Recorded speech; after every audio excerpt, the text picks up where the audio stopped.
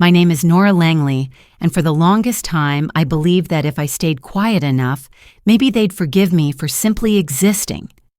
Dinner at the Whitlow house wasn't about food, it was about control. Every fork was placed like a test, every napkin folded a silent warning. I had learned to pour water just below the halfway mark, to lower my eyes when I passed the table, and to breathe without making a sound. That night, I folded the gray cloth napkins into perfect triangles, lit a tea candle from the dollar store, and set the table like I was arranging landmines. Earl, my stepfather, sat down with a grunt. He never said thank you. Just a heavy sigh and a slap of his palm on the table. Next to him was his son, Mason, 8 years old with a mouth like a grown man and the attitude of a tyrant. He didn't even look at me. "Milk, extra ice," he muttered. I turned to the freezer, scooped the ice, poured the milk. My mother, Darla, didn't glance up from her phone. Her fingers tapped so fast on the screen it sounded like rain on a tin roof. I set the glass in front of Mason, right place, right angle. He wrinkled his nose and let his fork clatter loudly to the floor. "Oops," he said, grinning. I knelt down. The cold of the linoleum bled through my jeans. I picked up the fork, eyes down, jaw clenched. When I stood and returned it to his plate, I glanced at my mother, still scrolling, still pretending not to see. I moved to sit, careful, cautious, and her voice sliced through the room. "He eats first, then you clean. Don't forget whose house this is." My hands froze on the back of the chair. A gust of wind crept through the kitchen window. The candle trembled. Earl leaned forward, slow and deliberate. "What did the girl just say?" he asked, calm as a knife. Mason smirked. "She tried to sit." I swallowed. My voice came out smaller than I intended. "I'm hungry too." Earl pushed his chair back. It scraped the floor like a threat. "She talking back now?" he asked Darla, never once looking at me. Mason lifted his milk, took a sip, then sneered.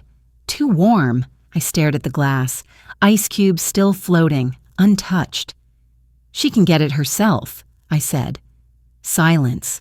That kind of silence that hums in your ears, that makes you feel like the walls are holding their breath. Earl stood. He didn't shout. He didn't curse. He just slid off his belt like a man about to fix something broken. I backed up, but not fast enough. The first strike hit my shoulder. The second found the base of my spine. Pain burst through me like lightning. I cried out, but I didn't run. "Mom," I said, "please." She stood. For a split second, I thought she would help.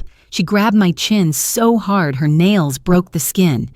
"You ain't better than him. You're just a burden. Now get out of my house." Her voice was cold, clear, final. I stumbled. My right arm hung limp. Something was wrong. Deep wrong. Something bone deep. "I need my toothbrush." She opened the door, didn't say a word, just shoved me outside and locked it. That click, that small, cruel click, was louder than anything else I heard that night. I stood on the porch barefoot, in my hoodie and pajama pants, $1 crumpled in my pocket. No shoes, no bag, no name they'd ever call again. The porch light flickered once, then went out. The wind tore through the hills of North Carolina like knives, first frost crunching beneath my heels. But the cold wasn't what stung the worst. What stung was knowing they would sleep warm and full, while I wandered the dark, broken and forgotten, and they wouldn't lose a moment of rest. I looked at that door one last time. No tears. Not anymore. They taught me that crying was weakness, but they never taught me how to survive what came next, so I stepped down. And I started walking. The night didn't end. It just changed color. The porch light had died behind me, and ahead, Hendersonville lay still and dark like a town half forgotten by time. Most of the houses had their curtains drawn, warm glows behind them, faint shadows of families moving past TVs and dinner tables. I walked with my arms folded tight across my chest. the fabric of my hoodie already soaked through from the frost-heavy air. My right shoulder screamed with every step. Something inside it was wrong, sharp, unstable, but I couldn't afford to stop. I passed a church with a rusted bell. Its sign read, "Sunday worship, 10 a.m., all are welcome." That all didn't mean me. Not tonight. Not like this. My breath fogged in the air. My socks had long since soaked through. I found a park bench and sat down, curling my body into itself like a question no one wanted to answer. I watched the moon rise through the bare trees. It was the kind of moon that made you feel like the world could keep turning without ever noticing you'd gone. Somewhere around midnight, the hunger started to crawl. Not the sharp kind, but the slow, dull ache that sits in your belly and waits. I pressed my hands to my stomach. It made no difference. A raccoon skittered past. For a moment, I envied it. At least it knew how to survive in the cold. Then came the headlights. They washed over me like floodlights. I froze, heart pounding. The car slowed. A group of boys, teenagers, maybe early 20s, leaned out the windows laughing. One of them yelled, "Hey, sweetheart, you lose your corner?" Laughter. Tires screeched. They sped off. I sat still, humiliated and shivering. I must have nodded off at some point because the next thing I remember was the morning light bleeding through the trees, pale and gray, like everything else. I stood, bones aching. My arm was stiff, heavy, definitely fractured, maybe worse. But I didn't have the luxury of diagnosis. I needed food, and I had exactly $1. I walked until I found a gas station, one of those older ones with flickering fluorescent lights and shelves that hadn't been dusted in years.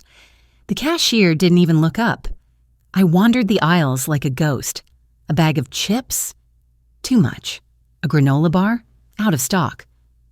I found a bottle of orange juice marked down to 89 cents and a pack of gum for 10 cents. I brought them to the counter, handed over my crumpled bill, and waited while the cashier rang them up. He didn't say a word, not even when I limped back outside, holding my small treasure like a lifeline. I sat behind the building, out of view, and drank the juice slowly. Each sip felt like gold. The gum I saved, just to chew the hunger away later. Then I cried. Not loud, not with drama, just quiet, exhausted tears that leaked out without asking permission. I don't know how long I sat like that, curled behind a dumpster, head on my knees, but eventually I heard a voice. "You lost, girl?" I looked up, startled. A man stood a few feet away. Gray beard, flannel shirt under a worn jacket, calloused hands holding a paper bag from the deli counter. I braced myself. For mockery, for threats, for anything I'd already seen too much of. But he didn't step closer. He didn't leer. He didn't ask why I looked like roadkill. He just set the bag down on the pavement and said, "Egg sandwich, still warm. I got 2 by mistake." Then he walked away. That's how I met Walter Ray. I didn't touch the bag for a full minute, convinced it had to be a trick. Then the smell hit me. Butter, bread, scrambled egg. My stomach twisted. I gave in. It was the best thing I'd ever tasted.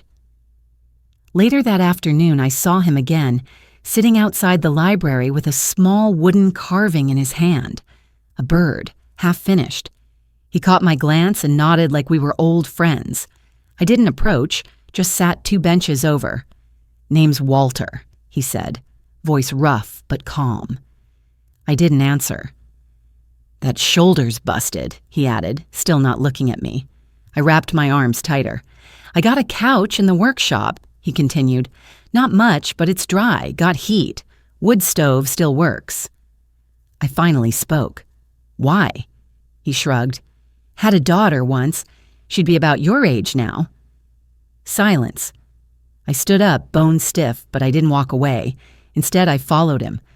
The workshop was old, smelled like cedar and dust.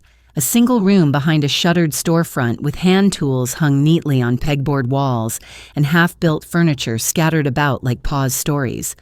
The couch was threadbare, the blanket thin, but it was heaven compared to the sidewalk. He made no questions, no speeches, just handed me a mug of weak coffee and sat across the room, carving that wooden bird until dusk. I slept 12 hours straight that night, the kind of sleep that's too deep for dreams. By morning, Walter had already started sanding a rocking chair. He didn't tell me to leave, didn't ask who I was. Instead, he said, "You ever worked with wood?" I shook my head. He nodded. "Then it's time to learn." That was the beginning, not of a new life, not yet, but of something I hadn't felt in years, a pause, a space, a breath I was allowed to take without permission. The next morning, Walter handed me a chisel. I didn't know what to do with it. He set a block of pine in front of me, pale and rough. "Don't worry about getting it right," he said. "Worry about feeling what's wrong." I looked at the wood, then the chisel, then back at him. "I've never carved anything before," I whispered. Walter didn't blink. And I've never seen someone walk barefoot through frost with a broken shoulder and still get up the next day, so we're both starting fresh. The truth was, I didn't want to carve anything. I wanted to disappear. But something about the smell of the wood, the solid weight of it, the way it didn't demand a single word from me, it made me stay. I sat on a high stool, awkward and stiff. My fingers trembled around the handle. My right arm, still bruised and likely fractured, barely moved. Walter noticed. "We'll start left-handed then," he said, gently turning the wood. "Plenty of master carvers never use their dominant hand." I didn't know if that was true. It didn't matter. The chisel met wood, and for the first time in weeks there was a sound that didn't make me flinch. Scrape, curl, breathe. The blade didn't cut deep, just skimmed the surface. A thin shaving spiraled away like ribbon. I exhaled. Walter sat a few feet away, working silently on a leg for a rocking chair. Neither of us spoke for a long time, and in that silence I felt something shift. I wasn't just surviving anymore, I was doing. Later that week I met Nora Bellamy. Yes, her name was Nora too, strange coincidence. But she laughed when I told her mine and said, "Maybe the universe is trying to remind us we're not alone." She was Walter's friend, a retired art teacher, now part-time co-owner of the workshop. She was in her late 60s, silver hair tied back with a scarf, paint stains on her sleeves, and a Band-Aid on one knuckle. She didn't ask me why I was there, just looked at my hands, nodded at the wood, and said, "Good start." "I don't know what it's supposed to be," I admitted. "That's the best kind of carving," she replied. "It's not about turning it into something. It's about letting go of what it used to be." There was something in her eyes, understanding, not pity. She showed me how to sand the curves, smooth the edges, respect the grain. "Wood has memory," she said. "Treat it wrong and it'll split when you least expect." So I treated it gently, more gently than I'd ever been treated. In the afternoons, when my shoulder throbbed too much to work, I sat in the corner of the shop with a notebook Walter had given me. It had soft brown pages and a broken spine. He said it had been his late daughter's, and she'd want someone to use it. At first, I just wrote single words: cold, porch, belt, empty. Then they became phrases. She watched and didn't stop him. He said I wasn't worth a plate. They called me it. I am not it. And then full pages. Each day the notebook filled with things I hadn't been able to say, things no one would have listened to, even if I had. But the paper listened. The wood shavings around me listened. The old ticking clock on the wall listened. Walter and Nora never asked to read it, but they never made me feel I had to hide it either. One day, Nora Bellamy brought in a broken picture frame. A wide cedar border cracked down the middle. She placed it on my work table and said, "Think you're ready?" I didn't answer. She smiled and handed me a tiny pot of glue, a clamp, and a sanding block. "It's like people," she said. "Sometimes, if you hold them together long enough, they remember how to be whole." That frame took me 2 hours to repair, but when I wiped off the excess glue and smoothed the joints, it looked right. Not perfect, but right. We hung it on the wall. Inside the frame was a simple sketch of a mountain with the words, "There is no art without pressure. There is no healing without breaking." A few days later, I opened up. Not all at once, not even on purpose. It was raining, the kind of gentle rain that hums on rooftops and smells like wet pine. Walter was fixing a lamp. Nora was rearranging brushes. I was carving the corner of a box, not thinking much, and then I said, "They told me I was the problem, even when I bled." Neither of them stopped working. Nora replied, "They were wrong." Walter added, "Doesn't mean they'll admit it." I nodded, and the tears came quietly, like they'd been waiting for permission. Walter handed me a clean rag and said, "You'll need this. Sawdust gets everywhere." It wasn't about the tears. It wasn't about sawdust either. It was about dignity. They were giving it back to me in pieces. One word, one plank, one corner sanded smooth at a time.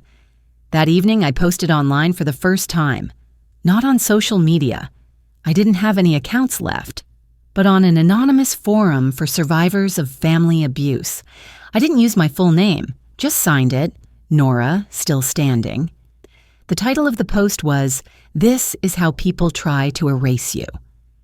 I wrote about the night on the porch, the milk, the belt, the silence, the locked door. I ended it with, "They gave me nothing. But today, I made something they can't take." Somewhere in the shop, Nora Bellamy switched on the old radio. An old Johnny Cash song crackled through the static. Walter raised a brow and said, "Too moody." Nora rolled her eyes. "So is life." I smiled, just a little, because for the first time I believed her. It started with a voice I hadn't heard in over a year, rough, familiar, and sickening. I was bent over a half-finished jewelry box carving tiny grooves along the edge with a detailed chisel. Nora Bellamy had just stepped out to grab more lacquer, and Walter was in the back sanding a chair arm. The shop door opened with its usual jingle. I didn't look up at first. We got plenty of walk-ins. Tourists, retired folks, young couples wanting rustic gifts. But this voice, "Didn't expect to see you here, mouse." I froze. Every muscle in my body turned to ice. Mouse. He used to call me that when I was 12. Said I squeaked too much when I cried. I looked up. Jonas Whitlow, my mother's nephew, my cousin by blood, my tormentor by choice. He stood in the doorway like he owned the floor. Same cocky slouch. Same grin like he knew where all your bruises were and didn't mind adding more. He looked around. Cute little place. Smells like old ladies and sawdust. I didn't move. "You work here?" he asked. "Figured you'd be under a bridge or something by now." Walter stepped out from the back. Jonas turned. "Ah, the rescue squad, huh? This the guy that scooped you off the pavement?" Walter didn't flinch. "Can I help you?" Jonas shrugged. "Just visiting family. Thought I'd see what our little Nora's been up to." Walter didn't blink. "She's up to work, that's all." Jonas laughed. "You get mouthy now, mouse?" My hands tightened around the chisel. I could hear my heartbeat. Fast, loud. Jonas stepped closer. "What, you think carving napkin holders makes you somebody?" Walter stepped between us. "You need to leave." "Relax, old man, I'm just saying hi." Jonas leaned in, voice low. "You think a couple of sad little planks and pity jobs change who you are?" I stood. The room tilted slightly, not from fear, but from something else, something stronger. I walked past Walter and faced Jonas. "No," I said. "They don't change who I am. They reveal it. You're the one who's still hiding." He blinked, caught off guard. I wasn't finished. You touched me when I was a child. You lied to my mother. You helped lock that door." His face twisted. "You got no proof." "I don't need proof," I said, voice steady. "I have memory, and I'm not afraid of it anymore." Walter moved beside me, silent but solid. Jonas glanced between us. For the first time, he looked unsure. He scoffed. "You always were dramatic." Then he turned and walked out. The door shut behind him. I didn't move for a long time. Then I turned to Walter. "I want to finish the box," I said. That night, I didn't sleep. I laid on the shop couch, wrapped in a quilt Nora Bellamy had stitched herself. The wood stove crackled. The moon poured through the high windows. My body was safe, but my mind kept flickering like an old bulb. Mouse, squeak, belt, doormat, forgettable. Number, not anymore. I got up, pulled on my hoodie, and walked to the workbench. The jewelry box sat under a drop cloth. I uncovered it and stared. The wood was cherry, rich, red, warm, the kind of material you didn't waste. I ran my fingers along the top. Then I took the chisel and carved 5 words inside the lid. "I am not your silence." Then I sanded them smooth, not to erase them, but to make them part of the grain. The next morning, I told Nora Bellamy everything. We were in the garden behind the shop pulling weeds from the flower beds. She didn't interrupt, didn't gasp or console. When I finished, she sat back on her heels and said, "I knew a girl once. Her uncle used to lock her in a closet." I looked up. "She grew up to be a poet," she said. "Wrote about fire. Said it was the only thing that ever scared darkness." I smiled faintly. Did she make it? Still writing? Still lighting candles? We sat in the dirt for a while. Birds chirped in the trees like nothing had happened, but something had. Something big. I had spoken, and the world hadn't ended. That afternoon, Nora hung my jewelry box in the front window display. Next to it, she placed a handwritten card. Crafted by NL hand-carved memory box. Each scar tells a truth. It sold 2 days later. A woman bought it for her daughter's 16th birthday. She said, "It feels honest." I watched her walk out with it, and I felt something strange. Not sadness, not pride, maybe release. The knock came on a Tuesday. It wasn't like most customers, the usual open and jingle, polite hesitation. This was sharp, deliberate, impatient. 3 taps, then silence. Walter was in the back, adjusting the lathe. Nora Bellamy was out buying linseed oil. I was alone in the front room, polishing the new batch of handmade frames. I wiped my hands on my apron and walked to the door. And there she was, Darla Langley. My mother, hair styled into perfect curls, burgundy coat with a fur collar, gloves to match.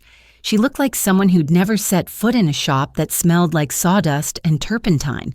I hadn't seen her in over a year, not since the night she locked me out of her house with a broken arm and a bleeding lip. I didn't move. She smiled. That same tight-lipped smile that never reached her eyes. "Nora," she said, voice light, "you look healthy." My throat tightened, but I didn't step back. "What do you want?" She looked around, pretending to admire the shelves, the hand-carved signs. "I was passing through town and someone mentioned your name, said you were working here. I had to see for myself." "You've seen," I said. "Now go." She laughed softly like I'd just made an innocent mistake. "I'm your mother, Nora." "No," I said. "You were my warden." Her eyes narrowed just slightly, but she kept smiling. "I understand you're upset. But sweetheart, it's time to move on. The past is the past." I stepped forward, voice steady. "You didn't just let him hurt me. You helped him. You shut the door. You locked it." Darla's expression hardened. "You're being dramatic again. You always were sensitive." "No," I said. "I was a child, and you chose him over me." She took off her gloves slowly, fingers stiff with control. "I came here to talk like adults. I didn't expect accusations." I'm not accusing, I said. I'm remembering. She crossed her arms.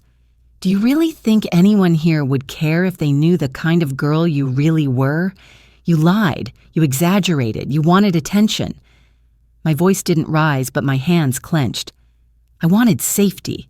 I wanted to eat at the table. I wanted someone to believe me when I said, "It hurts." She looked around again, her tone changing, colder now. You've clearly built yourself a little sanctuary here.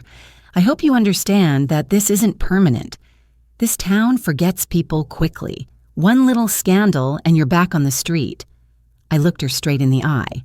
I was never on the street. I was on a path, and every step away from you was a step toward myself. For a moment, she just stood there, stunned. I could tell. No one had ever spoken to her like that. Not my father, not Earl, certainly not me. She tried to recover. You think this workshop gives you strength? It's just wood and glue, Nora. You're still broken. No, I said, I'm mended. With gold, she blinked. What? I walked to the shelf and picked up a small wooden bowl I'd repaired last month. It had cracked during shaping, and instead of tossing it, I had filled the fracture with a shimmering resin mixed with gold dust. It gleamed like a scar that refused to hide. This is me now, I said, holding it out. Cracked, but not discarded. Darla looked at the bowl, then back at me, and for the first time, I saw something behind her perfect face. Fear, because I wasn't afraid anymore, because she couldn't control this version of me. She took a breath, smoothed her coat. You'll regret this someday. I already did, I said, but not anymore. She opened the door, cold air rushing in. Then she left, just like that. No apology, no closure, but I didn't need it. That night, I stood in front of the mirror in the tiny restroom behind the shop. The old glass was warped, the light above it dim, but I could see enough. I studied my reflection. The girl I used to be would have flinched. She would have looked away, ashamed of every bruise, every harsh word she believed was true. But this woman? This woman met her own eyes. I traced the faint line above my eyebrow, a scar from when Mason threw a spoon at me. I used to hide it with bangs. Now I left it uncovered, because I'd earned every inch of healing. I smiled, a real one. Then I took the lipstick Nora Bellamy had given me, a soft coral shade she said made quiet girls look dangerous, and I wrote 3 words on the glass. I, remember, me. The next day, a letter arrived. It was addressed in neat, looping handwriting. No return address. Inside, just 1 sheet of stationery. Nora, I was wrong. I was weak. I didn't protect you. I didn't know how. I don't expect forgiveness. But I hope someday you find peace. Mom. I folded the letter once. Then I placed it inside the jewelry box I'd carved with the words, I am not your silence. I closed the lid and slid the box onto the highest shelf in the back room, not out of sight, but out of power. The invitation came on a Thursday, printed on heavy cardstock, with gold ink lettering and a wax seal in the corner. Nora Bellamy found it in the mailbox tucked behind a pile of furniture catalogs and utility bills. She handed it to me, like she already knew what I'd say. Your name's right there, she said, tapping the envelope. They don't send those for fun. I unfolded the card. It read, You are cordially invited to participate in the Spring Makers Showcase at the Henderson County Art Hall. Your submitted piece, Still Standing, has been selected for public exhibition. Opening night, April 5th, 6 p.m. I blinked at the words. I hadn't even submitted anything. Nora grinned. You left that carved chair in the back. I entered it for you last month. I stared at her. You didn't ask. You would have said no. She wasn't wrong. Still Standing was a small wooden rocking chair built from reclaimed oak, the kind pulled from demolished barns and broken fences. I had sanded it until the grain came alive, bent the slats by hand, and carved 5 letters into the crossbar on the back. Still. It wasn't loud, it didn't shout, but it didn't need to. The first time I sat in it, I felt my breath settle into rhythm. The back creaked like a lullaby. The arms wrapped around me like the hug I never got. That chair was never just a chair. It was a witness. The day of the exhibit, I stood in front of the mirror again. This time I didn't see a ghost.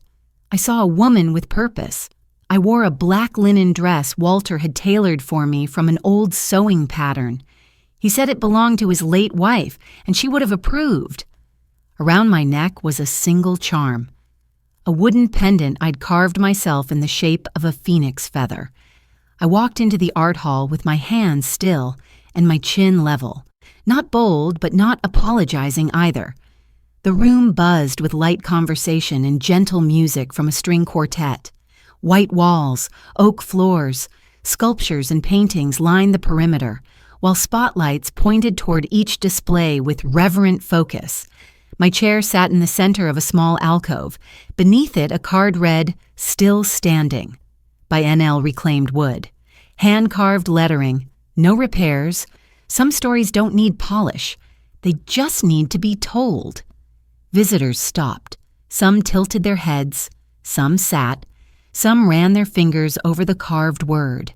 One woman, middle-aged with a gray scarf and tired eyes, sat in the chair for almost 10 minutes. When she stood up, she had tears in her eyes. She found me in the crowd. "You made that?" she asked. I nodded. She reached for my hand. "I haven't spoken to my sister in 14 years, but I think I might now."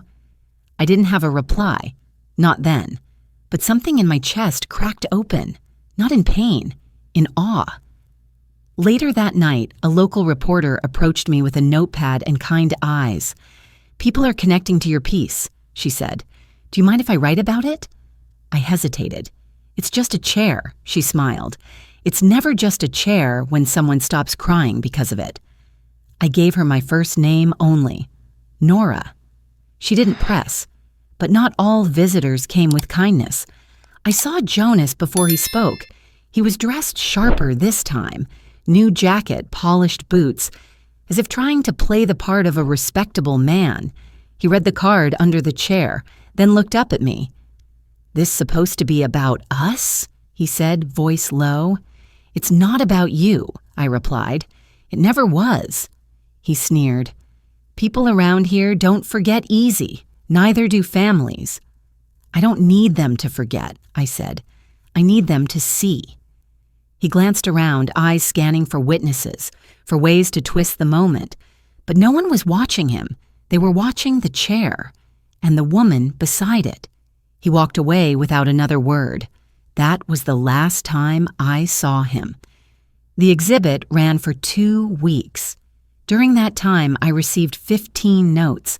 Some slipped into the mailbox at the workshop, others left folded beneath the chair. None were signed. All were written in the same quiet tone. "Your work made me feel safe." I thought I was the only one. "Thank you for saying what I couldn't." Each one I folded and placed into the jewelry box I'd carved. The one marked, "I am not your silence." The box was almost full now, but I didn't close it. Not yet. On the last night of the exhibit, a teenage girl approached me with her mother. She pointed to the chair and said, "She made that." I read her story. The mother looked at me, her voice breaking. "You gave her words when I couldn't." I nodded, because I finally understood. I hadn't written my story for revenge or closure or even for validation. I had written it for someone else to find their own voice in it. When I returned to the workshop that night, Walter was sitting at his bench, sanding a tabletop. He looked up. "How was it?" I smiled. "Quiet, but it said a lot." He chuckled. "That's the best kind of story." I walked over, opened my notebook, and wrote 4 new words. I was not alone. I moved into my own place in early summer. It was a 1-bedroom above the florist's shop on Maple Street, 2 blocks from the workshop. The stairs creaked, the water heater complained, and the wallpaper peeled in the corners. But it was mine. Mine to lock, mine to leave, mine to return to. I furnished it slowly, piece by piece. a small table I built from walnut scraps, 2 chairs with mismatched legs I found in the back of the shop and made whole again, a bookshelf I crafted from salvaged barnwood, every shelf sanded smooth with lavender oil. The walls stayed mostly bare. I liked the quiet. But above the window, I hung the phrase, "Nora Bellamy," embroidered for me in thick gray thread. Still doesn't mean silent. Some nights I lit a candle and sat in the dark, letting the soft orange glow bounce off the grain of my own work. Those nights weren't sad. They were sacred. A kind of quiet I'd never known growing up. Not the silence of fear, but the stillness of peace. Walter stopped by every Saturday morning with coffee and leftover biscuits wrapped in wax paper. Nora Bellamy brought me a geranium in a chipped blue pot. "Hard to kill," she said with a wink, like you." I started leaving the door unlocked when I was home. Just a little thing, a symbol, a trust rebuilt, even if just with the world. One afternoon, an envelope slid through the mail slot. No stamp, no return address. Inside was a single folded note. "Nora, I saw your name in the paper. I saw your chair. I miss you. Love, Mom." No apology, no ownership, just absence masked as affection. I stared at the words, waiting for the old ache to rise. It didn't. Instead, I slipped the letter into the jewelry box, the one still marked, "I am not your silence." Then I closed the lid, gently, deliberately, and left it sealed. That evening, I carved a new figure from a block of maple. It was small, just under 10 inches tall, a girl sitting cross-legged, hands folded in her lap. Her body was smooth, but her face, I left it featureless, not because I couldn't shape it, but because it could be anyone, maybe even someone who hadn't found her voice yet. I burned one word into the base with a hot wire pen. Found. 2 weeks later, I held a small open studio night at the workshop. Not an exhibit, not a statement, just a table with coffee, a plate of lemon cookies Nora B. had baked, and a few pieces I'd made in the last 6 months. People came, not a crowd, just enough. A mother and daughter, a retired school teacher, a man who used to deliver packages and now took up whittling. They asked me about the pieces, not what they meant, but what they felt like to make. I told them the truth. One woman stood in front of the carved girl for a long time. Then she turned to me and whispered, "She looks like she knows something no one can take from her." I nodded. She does. The last person to arrive that evening was a teenager, maybe 16, maybe younger, short haircut, hoodie too big for her shoulders. She didn't speak, just stood near the doorway, hands in her pockets. After a while, I walked over and offered her a cookie. She looked at the carved figure on the table, then back at me. "Did she really find herself?" the girl asked softly. I thought about that, and I answered honestly, "She stopped looking in the wrong places." The girl didn't smile, but her eyes said enough. She took the cookie and stayed for the rest of the hour. That night, I walked home beneath a sky thick with stars. No fear followed me, no memories dragged behind. At the top of the stairs, I turned the key in my door and felt the click settle into my bones. Inside, I lit the wood stove, even though it wasn't cold, just for the scent, just for the way the light moved across the floorboards I had laid myself. Then I took the smallest piece of wood I'd saved, a splintered sliver from a cracked spindle.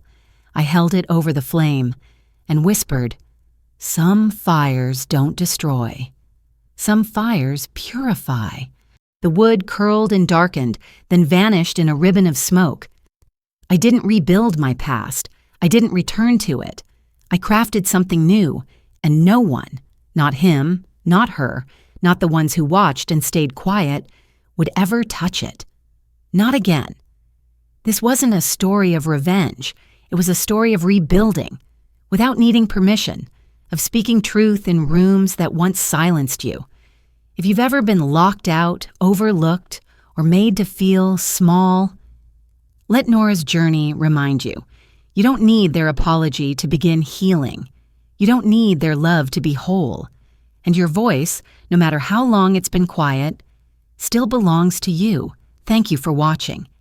If this story touched something inside you, please like, share, and subscribe. And remember always, you are not your silence, and your story deserves to be heard.